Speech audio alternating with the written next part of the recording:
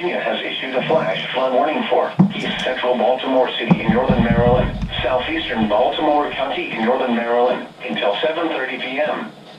At 3:30 p.m., Doppler radar indicated thunderstorms producing heavy rain across the area. Up to 2 inches of rain have already fallen. Flash flooding is expected to begin shortly. Some locations that may experience flooding include Baltimore, Little River, North Point State Park, Sparrows Point, Back River, Miller's Island, Dundalk, Essex, Rosedale, Rossville, Foley's Quarters, Edgemere, Fort Howard, Chase, East Point, Martin State Airport, and Turner's Station. A flash flood warning means that flooding is imminent or occurring. If you are in a warned area, move to higher ground immediately. Residents living along streams and creeks should take immediate precautions to protect life and property.